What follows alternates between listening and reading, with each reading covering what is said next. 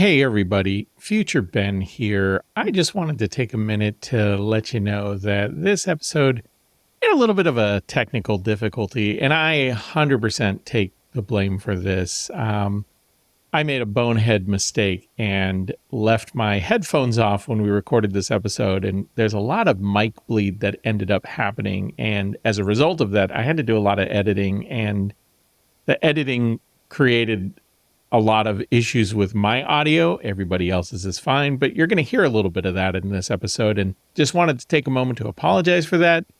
Please stick around and hang in there for the next episode. It's going to be much better. But thanks for listening. Just wanted to put this out there to let you know. And thanks for taking an interest in DissedMedia, a startup story.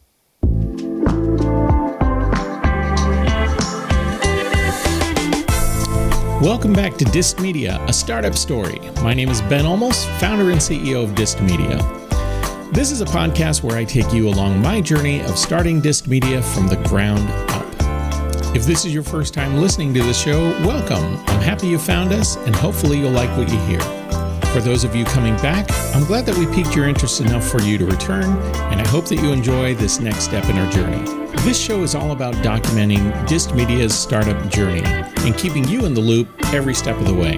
I'll be keeping you up to date on meetings, phone calls, emails, and all the things that I need to do to get this business up and running. So with that, let's pick up where we left off last time. All right, welcome back everybody to DissedMedia, a startup story. I am your host, Ben Olmos. Joining me again is Mr. Alan Landry. Alan, how are you doing?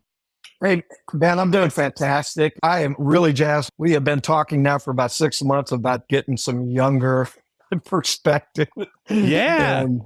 So I'm getting some younger people involved in this thing because, as I put it recently, listening to two old guys talk about their careers, while fascinating, is not necessarily the kind of content that I think draws people in. Maybe it does, maybe it doesn't. But as we talk about this journey of DissedMedia and the daily pitch and all that we are up to doing, one of the things that I've wanted to do is really make a connection with people who are in a different demographic than we are, because I think knowing more about what people younger than us are thinking about in their careers, I think is really important. Recently, as our board member profile we did last with Keith shared with us some folks that he thought would be interested in doing this, and he introduced us to Stefan. And Stefan, how are you doing? Oh, I'm doing great. It's a pleasure to be a part of this. I appreciate you putting me on here. This is an honor to be with you two tonight. Well, thank you. And you know, it's one of those things I think that hopefully this is going to blossom into a lot more conversations. One of the things I wanted to do was bring you in, and as the premise of this podcast is around helping people understand, learn about what it takes to build a business from the ground up and literally from nothing. And part of any business's journey is bringing on people who might be able to help, to contribute, to build this thing forward. And so Keith was giving us some information about you and your background. I'm going to let you share that here in just a second. And I thought, wow, if it sounds like this guy might be interested in helping us and in doing stuff with us, that would be awesome. And you were. So that's good. So we're just literally, maybe 2 weeks into this, you being interested in coming on, and we haven't yet really done anything. Don't take offense when I say this. We haven't yet done anything significant yet, because we're all just learning and understanding what this is. So I'm going to help people get up to speed with, the process of that, using other people as a network of reference, bringing people on, and then diving into a little bit of what got you interested in doing this. So, Stefan, let's start with your background. So tell us a little bit about you and what you've been doing prior to working with us. Yeah, absolutely. So I did my undergrad at Georgia State University. I studied speech communications and marketing, was still trying to figure out what I wanted to do at that point with my career. I knew I wanted to go into get a graduate degree and things of that nature. So I ended up getting into the University of Southern California. Spent 2 years out in LA studying organizational communication, doing a lot of media stuff on the side. I had the fortune of being able to do some radio gigs, podcasting gigs. My most recent internship, I was working with Fox Sports for a couple months, just doing their podcasting and digital media side of things. And Mr. Watts, I ran into him and we got to chit-chatting a little bit, and he mentioned this opportunity, Ben, with you and your startup and everything that's going on. And he was like, based on some of the stuff that you've done, that from his perspective of what he saw that I was doing while I was out in Los Angeles, he was like, you would be, I think, somebody that may be able to contribute if you're interested. And absolutely, of course, I'm interested in something like this. This is something that's new to me. I've never been a part of something to get that from the ground up like this. And to have the opportunity, it's paramount. I'm very appreciative of it. Yeah, time will tell whether this will be the biggest mistake you ever made in your young career or not. No, it's kind of cool because you have had some recent experience with some bigger places, and something that I touched on recently in a class that I was teaching. We were talking about interviewing, and it's a class on human resources. And one of my philosophies is that you look for people who you want to bring in, who you kind of respect their talent and what they bring to the table, but always with the understanding that people are never satisfied with where they are currently. People are always looking to better themselves, to improve their skill set, to master things, to be better and move on and grow from that. And so it's interesting because I don't think that we are going to be that thing that you're going to spend the rest of your life doing. But I'm happy that we can be a part of helping you get to where you want to go and with where you want to build your career. And so for me, it's awesome just to be able to help in that journey of getting there. And in the meantime, take some of that creative energy that you have and some of the knowledge and things that you've gained in what you're doing and use it to help us, right? So I love the fact that this can be this reciprocal thing where we help each other. And, as you're going to eventually find that thing that is going to be your break and your opportunity. And we're going to be able to say, hey, we knew that guy when. And so that's going to be cool for us. I think it's awesome that you're here and awesome that we get to tap into a little bit of your brain and your perspective. I appreciate that. And I'm very much looking forward to this. Yeah, because the budget to clean the bathrooms at Fox is more than you'll ever spend here. So this is going to be awesome. Actually, I take that back. Probably the budget they have for like copy paper is more than what we have. So, oh my gosh. Let me ask you this though, thinking about your background and your pursuit and education, you focused on communications. You went and you got a master's in this field of study. What drives you towards that? And also, as you think about that, where are you hoping to build the direction of your career? Because like media is a very broad space. I think it's a really good question, actually. I'd love to be able to get into the social media realm of things. I think that we've obviously seen a huge spike in just social media usage across generations, whether even people who are 75 plus are starting to tap into social media a little bit more. And I think that it's just a space where it seems like everything is happening all at once. Not only are you getting news updates, you're getting shopping ideas, you're getting just Pinterest creative ideas and things along the lines of that. It's become almost like this Amazon type of thing where everything you want, all the information you need or anything that you want to look for is accessible through there. But at the same time, I think there's a lot of different ways that you need to tap into it, being creative. And I love the idea of being able to try to market towards people, to engage users, to go to this site or go to this profile, things of that nature. In general, it appeals to me because I feel like it's changing so much and nothing ever stays the same in it. And I think that's what really excites me about it. But at the same time, I'd love to be able to be like an adjunct professor somewhere at the same time. I think being able to take that experience and be able to give it to the future generations and the future leaders of the business world or just the world in general. Because I've had a lot of professors and teachers who had profound influence on kind of shaping me to this career path that I've been down, and just me as a person, more or less. So, yeah.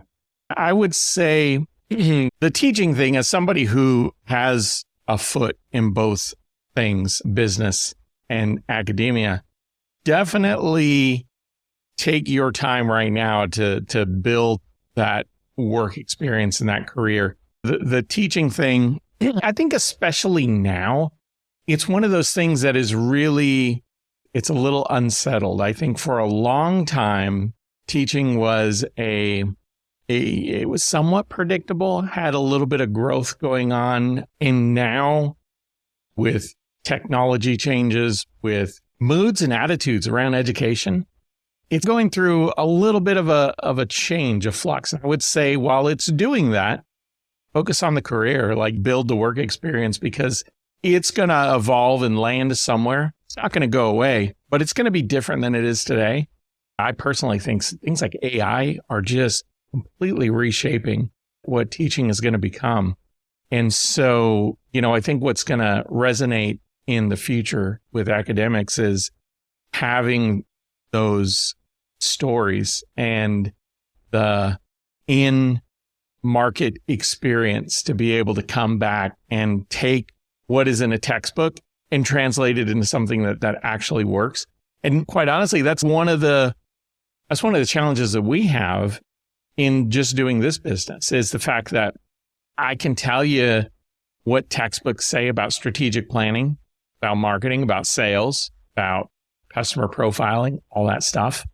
But putting it into practice and making it work and seeing the numbers actually respond positively, that's the tough part. One of the things we've talked about for weeks on this podcast is audience acquisition and numbers and all that stuff. So the fact that you're coming to this with an idea around social media and how to engage in that and how to improve that, that is awesome.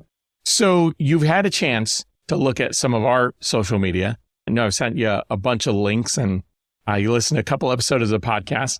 What, not to put you too much on the spot here and go on record as either being right or wrong, time will tell. But what are your thoughts about what do you think about what we're doing? And God's honest truth, like working, not working, feel free to be brutally honest. Okay. I'll be honest. The content, like the material within the content, I think is great. There's a lot of things on there. And I know we talked about this in the past. There are competitors, quote unquote, people within the industry that are trying to put out similar content, trying to help aspiring professionals, those who are already maybe C-suite execs that are trying to maybe further their career a little bit more. You've set up this panel of just great leaders and people who have loads of experience, industry titans, things like that. And you've been able to curate that content and be able to put it out there. I think the only thing that not to say nitpick, but the one thing is how the content is distributed across. And I think of the literal act of scrolling through like an Instagram page. Yep. So when you go on the DissedMedia page, for instance, and I think I may have a screen recorded video of it, and I meant to send it to you, and I apologize for that. When you scroll through, it has like the same layout, the same music for about maybe 6 or 7 of them straight a couple times. 10, actually. Oh, okay. Yeah, all the more so. So it's like, a lot of people will they'll stalk an Instagram account or something. They'll scroll through all the content just to see what's going on there. If I see the repetitiveness of the same thing, I'm probably going to end up swiping out and leaving the account altogether, because I'm like, the same thing over and over again, even before the dialogue or anything that pops up on the screen. If I see the same background or hear the same noise over and over again, I'm going to be like, all right, I'm probably going to leave. And so my only thing was just changing maybe even the layout, the music, or the fonts of it sometimes, just for these different posts. And I know that it's probably a quicker process to be able to put them all together under the same format and put them out there, especially if you're trying to get more activity on your social feed and things like that, and trying to pump out posts like through a regular 24-hour day. I do think maybe changing it up a little bit in terms of the format and structure of some of that may actually. Yeah, it's interesting. So you're right in that it is easier to batch create things. And so the reason I said 10 is because I know that I create these things 10 at a time, and then I pulse them out there, on a schedule. But you're right, when you even though they hit at different days and times, in aggregate, it's one after the other. So let me ask you this. Do you feel like it's not authentic because it looks a little too salesy? Yes, Huh? I do think so. I think, and somebody told me this, I don't remember how long ago, but it stuck out with me ever since. And they were talking about the grand scheme of the actual Instagram profile or the Twitter profile, X profile, or TikTok profile. When you look at it as a whole, when you see the brackets of 3 at a time on it, like you see 3 posts up top and then it goes under another 3 posts, you want to see a bit of an aesthetic that shows differences in all of them rather than showing the same block. Because then, yeah, some people might think it's too corporate-y or even like a spam account in drastic measures. Okay. So here's something I'm stuck on is what do you think would be more interesting?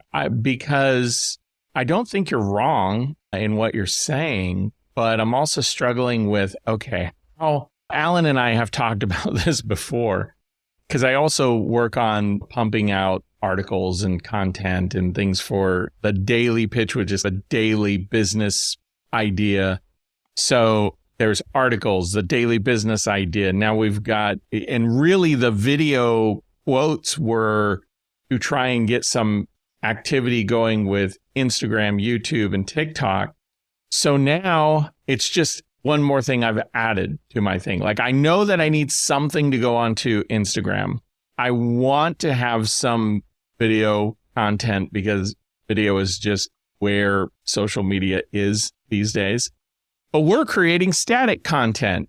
Articles don't jump off the page or jump in video, right? So what do we do as we think about like how do we bring these stories to life? How do we create something that's engaging video content that is a little bit different, that is not salesy, that doesn't look spammy? I don't know. Thoughts on that? I think you show off the arsenal of all that you're offering with DissedMedia. I feel like you should be able to take some of your podcast episodes, for instance, be able to maybe take snippets of it, whether it's audio or the visual recordings or both of them, and be able to take some of the highlights from them, even be able to throw a couple video images on top of it that are overlapping with looking and things like that. Just like little 30-second Instagram reels or TikTok reels, and just tease your podcast episodes a little bit, link in bio for more type things. So people not only are like, oh, this is actually a really good piece here, let me go access the entire episode or something along the lines of that. Or I think on top of the articles, even having somebody read them, tell the story with it from the still content that you mentioned about it, and include some visuals and things like that. It's funny. I thought about that at one point. I know a lot of in TikTok, you can have the green screen effect. So you have a still of the article behind you, and then you talk about the article and use it as like a green screen background.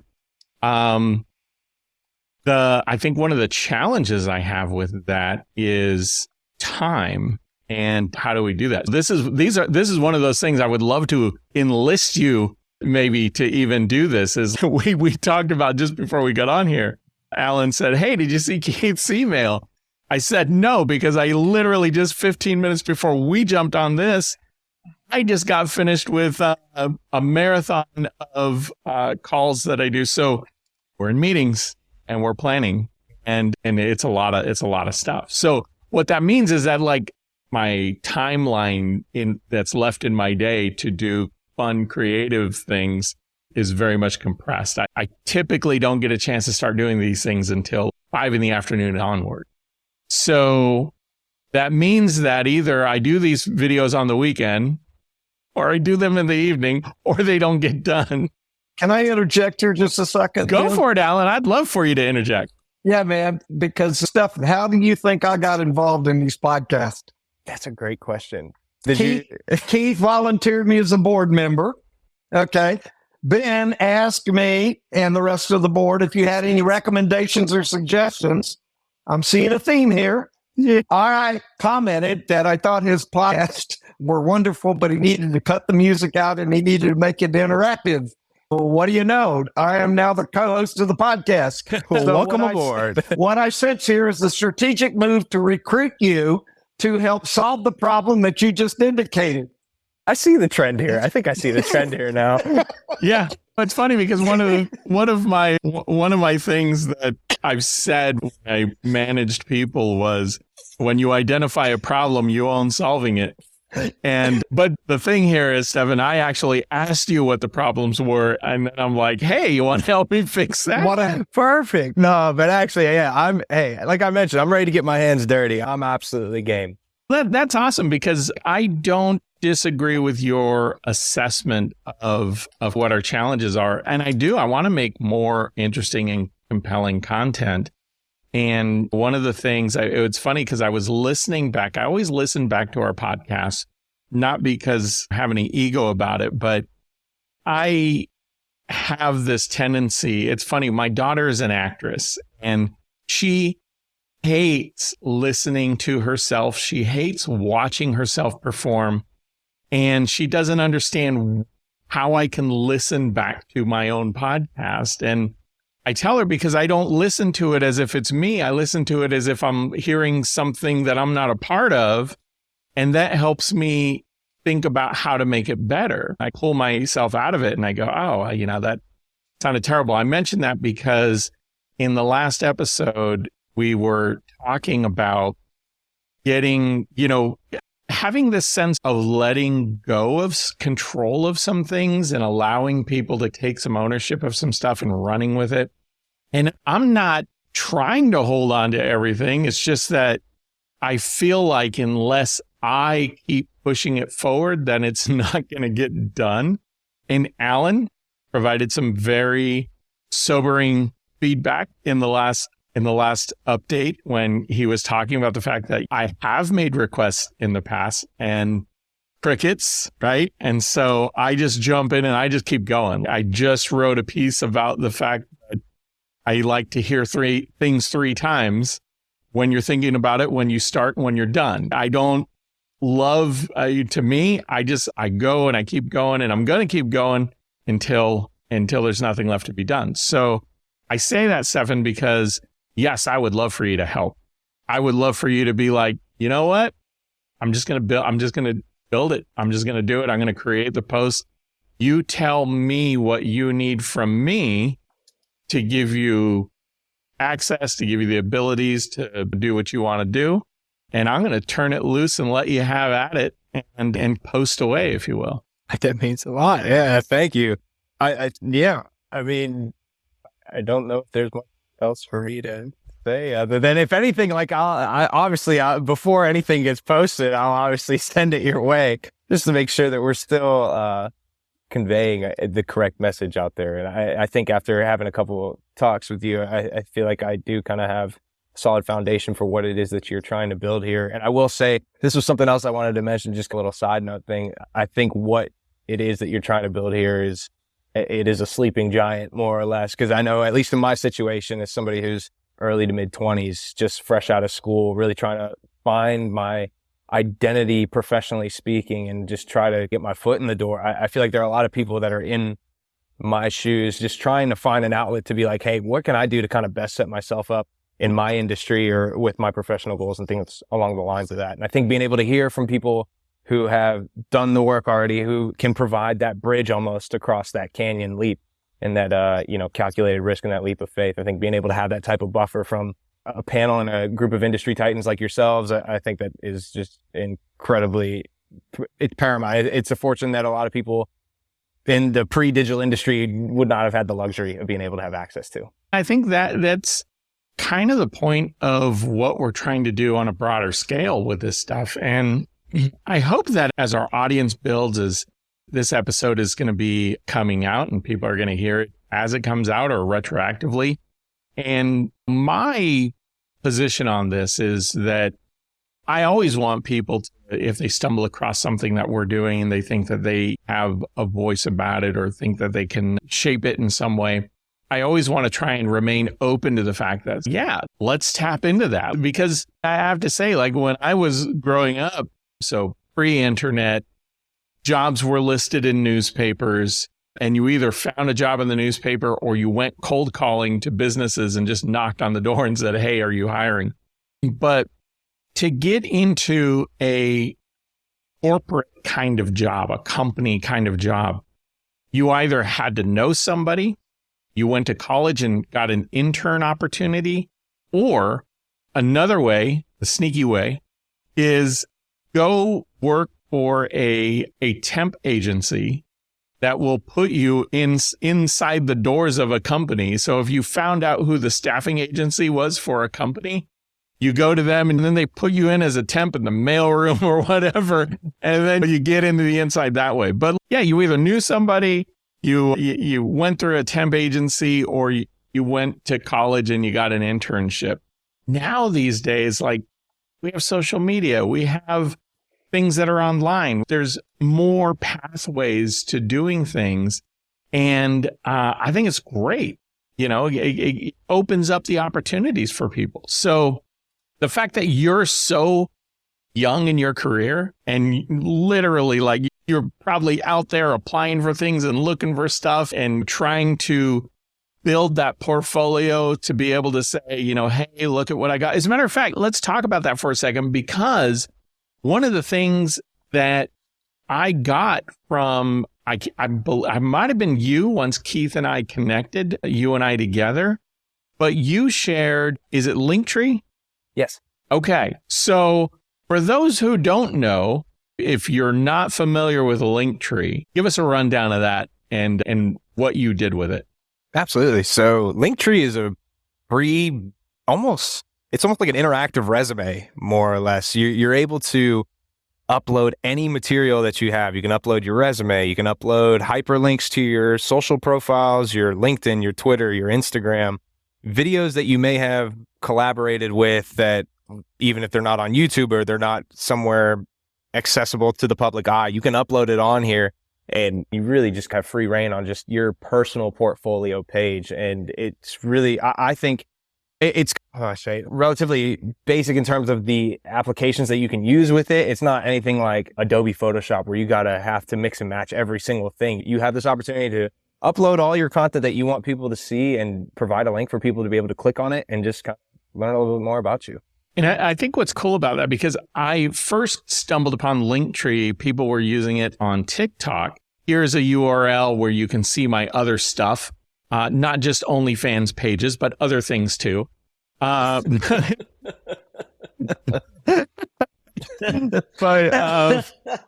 Alan might not be up to speed with that joke. Oh, I got that one. Yes, I did. I'm old, but I'm not dumb. But yeah, you know, it was a way for people to like put an Amazon shopping list or websites or whatever else was on there. And now what I see is that people are starting to use it as, like you are saying, like, here's a portfolio of things that can help you get to know me better. And it's interesting because LinkedIn was built as that professional networking thing that would allow you to have your resume up there. Linktree, I think, adds a little bit something more to that LinkedIn doesn't necessarily do very well. But I think it's fascinating that this is what younger people are now starting to say, hey, here's a parking lot of my highlights. And here's where you can go to learn even more about me and what I'm doing in my pursuits, things like that. Get any feedback from people that view your profile? My kids are younger too, and they're in the workforce. And one of their frustrations, they send out 100 resumes and not hear word back from anybody. How do you get feedback? That's a great question. I've been working on that myself. I've really spent more or less the last year and a half or so really trying to build the aesthetic of my LinkedIn profile, adding any and everything that I can to really try to convey myself in the way that I know how to best, while not maybe being able to tell them face to face a little bit about me. But I get a lot of compliments on the design and the structure and things of that nature. But I feel like my problem more or less lies with not having enough experience. So that's where I guess I've been trying to supplement the aesthetic, the design of it, to try to at least show like, okay, maybe this is a way that I can convey like some of the skill sets that I have through the organization of my profile, since it's really all I bring to the table at the moment. It's building. And I think one of the fun things I think about having you on today, having you on in the future, is talking about that fact of like how it's the old, and this has been around forever is they want you to have experience, but they won't hire you to give you the experience. And so it's like, how do I get experience if I can't get hired? And I like to think that there are more creative ways of doing that. And thanks to technology, there are more creative ways of doing that because you have the opportunity to practice your craft with a relatively low level of investment. And what I mean by that is I have some musician friends and we talk about the old days when you recorded to tape or digital tape. And if you wanted to get your music heard, you had to go get some singles pressed. And it was like, could be $1,500 to get maybe 250 pressings with a sleeve and a cover and all this other stuff. And you've sunk a lot of money just into putting one or two tracks on a single and then going around and shopping that around or trying to sell it at shows. And there was a lot of energy and effort put into this. And I have friends who still have crates of old singles in their closet or in their basement from back in the day. And now you can put it on Spotify. Like you can put it on SoundCloud. You can promote it on YouTube and on your Instagram and your Facebook. And now the hustle is all in creating your profile. The barrier to entry, stealing a term from Michael Porter, the barrier to entry is relatively low to get things out there. And so you as a person who is interested in media, there's a low barrier of entry. It's like what we're doing. We're trying to do it from the ground up. We started with zero and we're climbing. But I think what will help you, what I hope will help you, is that Alan, Keith, myself, Lisa, Leslie Ann, Matt, Danielle, most of us are 25, 30 years into it. And we've worked with senior level executives. We've worked with products and marketing and sales, and we've been trained by some really good people. So from a understanding of business, we have a lot of knowledge here, but what we lack is looking at this from a fresh perspective and a new set of eyes, which is, what you bring to it. So like you have this opportunity now to tap into the 7, 8 of us and ask us anything. How do we do it? When faced with challenges, like how did we overcome it? How did we manage through it? And that's what I'm hoping we can get into as we get into more content, more podcasts down the road, is thinking about your own journey. You mentioned that right now you work at a bar. So right. that is, and probably not because it's, oh man, I can't wait to graduate college and go work at a bar, but more because you're saying, now that I've graduated college, I need to do something to make some money. Exactly. And so this is what you're doing. So share with Alan and I a little bit of like, you're graduated. What are you dealing with? What's frustrating you about this job market? Oh man, I think from my perspective, I remember graduating and so I had this opportunity with the school that I was at where we took a trip actually out to Atlanta, funny enough, because there was a big alumni network that was growing in the Atlanta area. And we spent a week or so being able to just go to all these different companies. We went to ADP, we went to CNN, we went to the Atlanta Hawks, we went to all these big name brands within the area. And we got to network and shake hands with these people and try to set ourselves up as best as possible for future opportunities, post-graduation or internships and things like that. I remember feeling like the world was my oyster, literally at graduation. And I was so excited to be able to move back. I moved back probably 2 days after graduation, more or less. And I was sitting there and I was really hitting hard with the job applications, reaching out to these people that I had networked with and things of that nature. And then somewhere along the line, you got your first, unfortunately, we're not moving on with you. The second, third, and about maybe 25 or 30 of those later, you start sitting to yourself and you're like, oh man, like summer's kind of flying by. I think I had this notion that I was going to be gainfully employed within 2 months, more or less. And now I blink and it's been 5, 6 months or so. And I was at that point where I just felt a little hopeless, more or less. And just some of the motivation sometimes dies away and things like that after you get shot down, especially at our age, and especially coming from, I feel like the school that I came from, they were preaching that you went to this school, you will be set up with something in the future. And more or less, it's not, it turned into where has it been to more like, what can I do now to really set myself up? The reality set in months ago. And at this point, it's more or less like, how do I best set myself up? So I think it's still this huge question mark, more or less. And I guess in the meantime, just been trying to apply my skill set as best as I can to any endeavor that I can find necessary. Like at the bar that I'm working at, I asked if I could do some of the social media stuff on their account, just to be able to have that type of opportunity to throw it on the resume a little bit and show like, hey, I wasn't just sitting around after graduation. I think if it's any consolation, the struggles that you are going through to get noticed and get on somebody's radar it's something that I've gone through, or Alan has gone through. I was having a conversation with a class I'm teaching. I mentioned it earlier, that I had some students that were asking about teaching. And I said, one of the things about academia is it's about 100-to-1 ratio. The number of applications you put in before somebody even reaches out to you and says, hey, I'm interested in talking to you. And that doesn't even mean you get the job. It just means that somebody's interested in talking to you. So it could be 100, 125 resumes before you hit somebody who's interested in talking to you. That's just academia. I know when I was living out in California, there was about 10 months where I focused on just doing consulting, but I was still applying for things and looking for work. And consulting is fun. I think it's fun running your own business and managing your own thing and being your own boss. However, it's not predictable when it comes to salary and income. And that can be a little bit of a drag, especially when you have a family.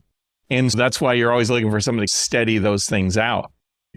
And Alan, feel free to chime in here, but I will tell you that for me, when things started to happen is when I stopped focusing and worrying so much about something happening and just enjoying what I was doing. And the moment I started enjoying what I was doing, all of a sudden, things just started to fall into place. Like once you stop worrying about it, it seems to make it easy. But I know that's incredibly difficult and not easy to do. But when you're surrounded with people that are there to support you, you mentioned something several episodes ago that was really important. And it's a term I'd never heard before.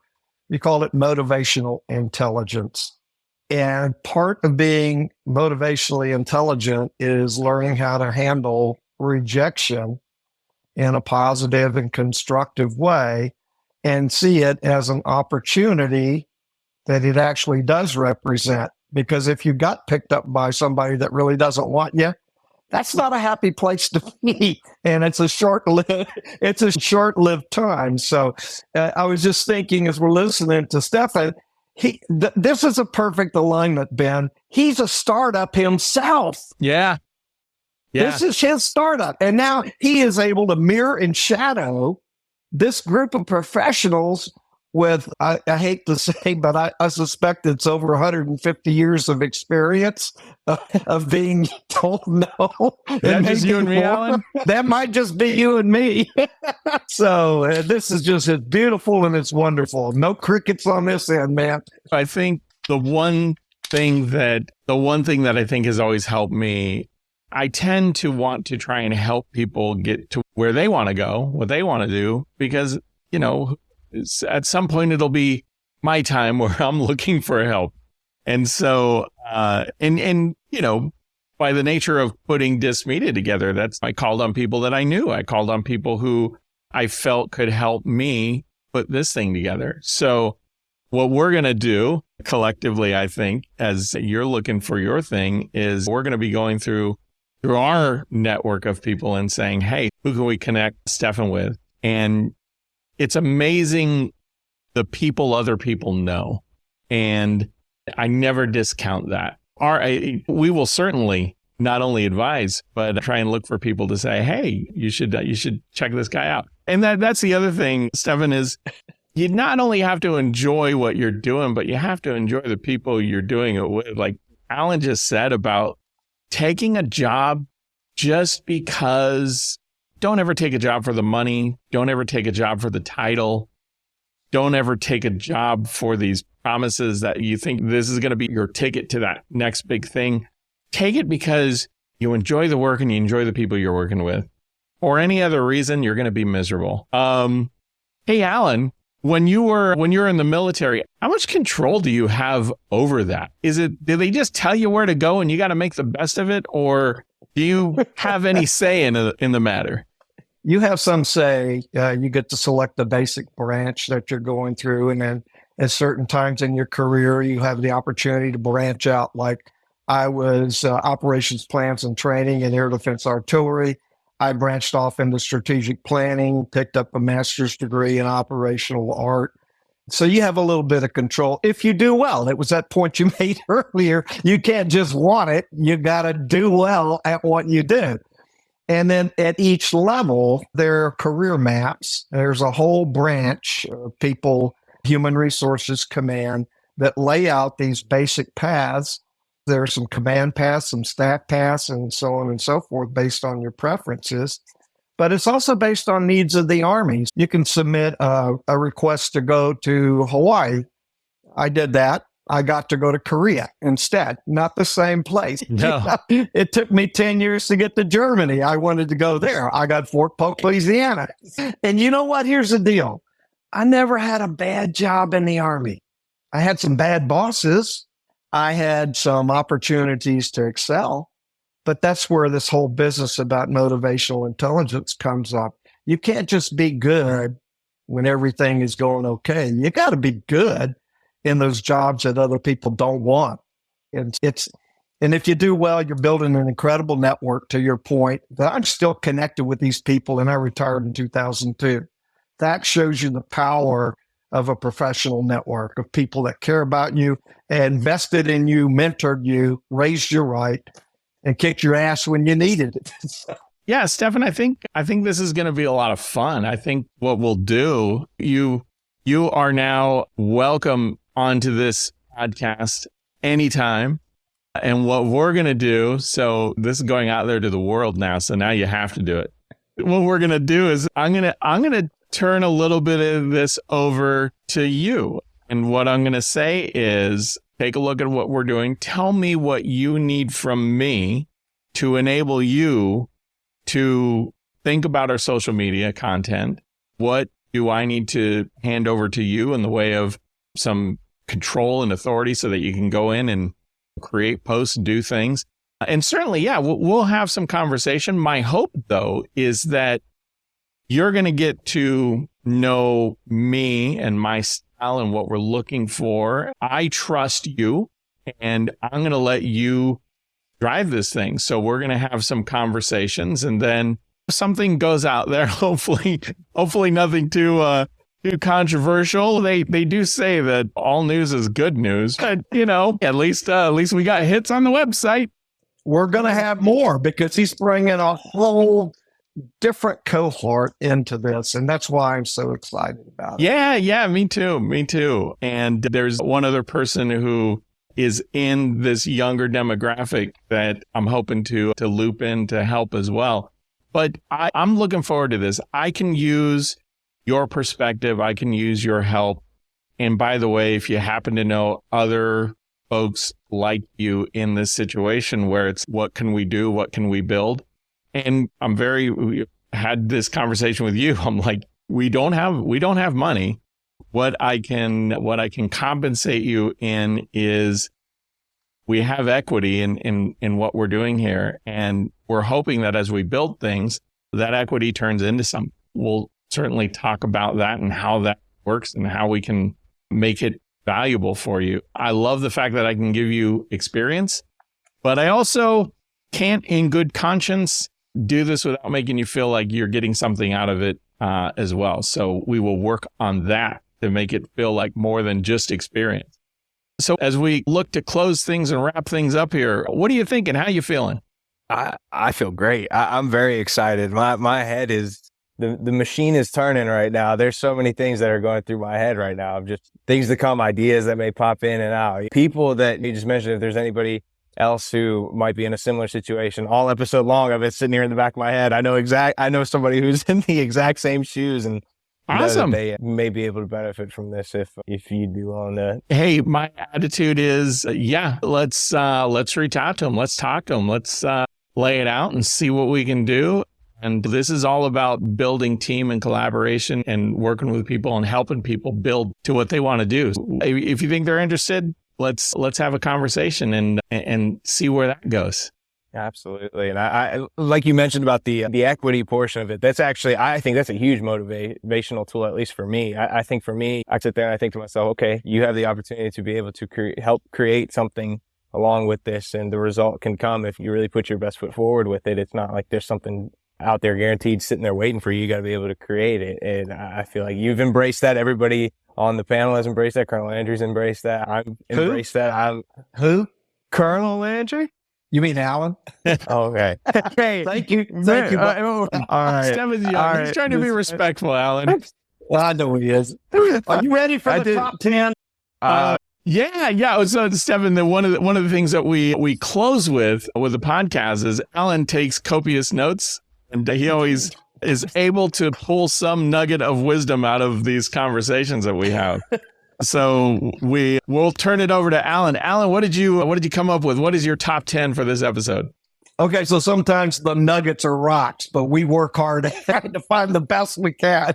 All right, the first one here early on in the conversation in a media company is the importance of knowing your audience. And so for 6 months now, we've basically not had representation from a key demographic that you represent. So knowing your audience, engaging with them is huge. The second part is Ben mentioned, I'm always looking for leader wisdom and leader insights. And so I track him as the CEO and leader of this company. A leader tool he talked about is using other people. First of all, bringing aboard people that you trust and respect. And then by relationship, you're going to know and leverage their networks. So from Keith Watts, Keith brought me on board and he brought you on board. So the reason that we both have these handcuffs on our hands is because our buddy Keith, and we'll have to pay him back for that at some point in time. The third note here was on this business of equity, and it's one that Ben and I have talked about so many times. The equity that he's providing me by giving me a platform for my lessons learned and leadership insights and mentorship work is giving me a platform on an emerging business that I can't provide for myself. That is priceless. And so by doing the same thing with you and helping you build your career and helping you along your way, because you're doing the same startup basically that we're doing, we're going to take that creative energy you got and we're going to leverage it to help us grow. This is a reciprocal mutual support thing, and it is far more important than any amount of pay, I think, in my view. The next comment here, number 4, where you mentioned about wanting to be an adjunct professor, and the caution that Ben, as both a CEO and a highly experienced professor, over 70 courses, right? 75 courses, Ben? 75 courses taught. Yeah.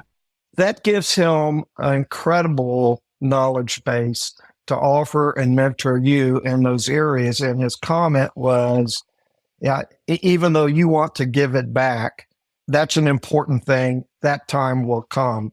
And you mentioned acknowledging your professors and the mentors that you've had to make a difference. Probably the best thing you can do to show them and make a difference is to build on your work experience.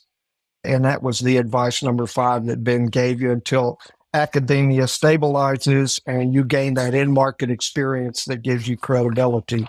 There's nothing more important, no more credential more important than that. Okay, and then we broke into some insights when you asked Stefan for some ideas to improve. I'm not calling these leader insights, but there were 3 really important ones.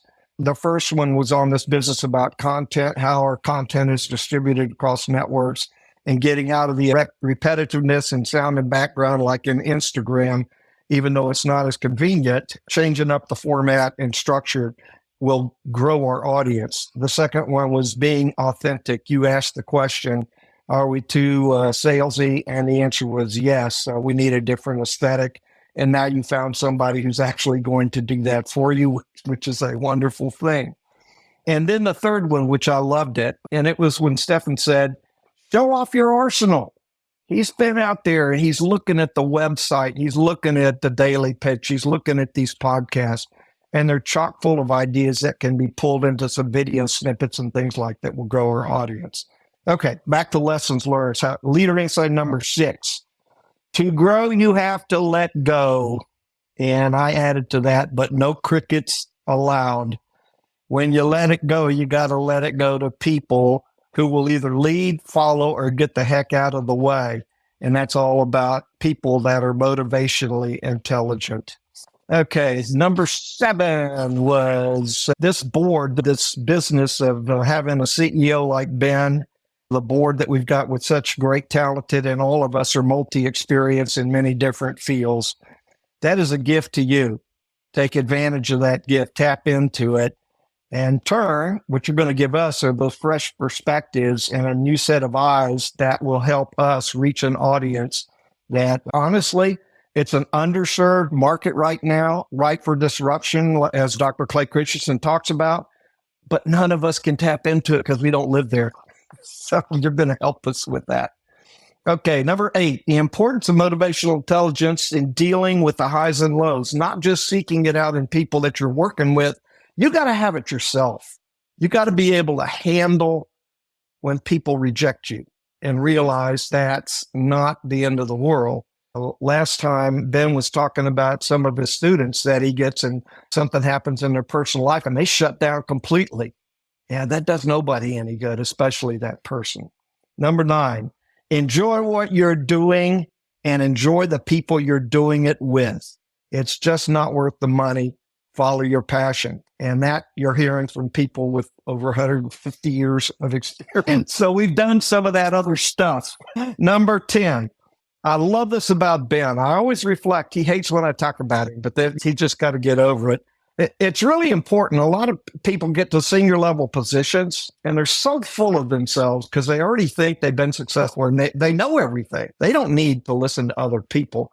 Ben's final comment is you got to be open to change. And as boss CEO, that lesson, every time we do one of these podcasts, he's sitting there, he begins and ends the same way. What do we need to do differently?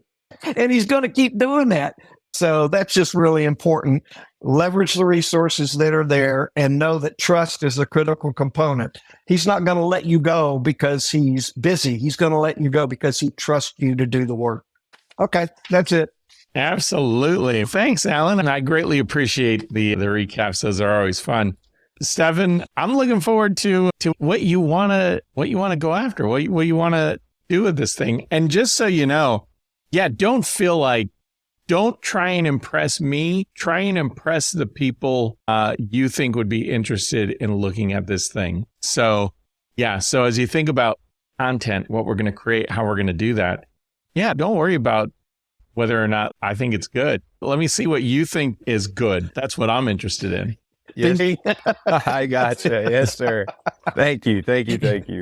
Awesome. Well, everybody, thank you all so much for checking out another episode of A Startup Story. And we're going to continue along this journey as we continue to try and find new ways to grab an audience and build this company and turn this thing into something. So until next time, adios. Adios. Peace.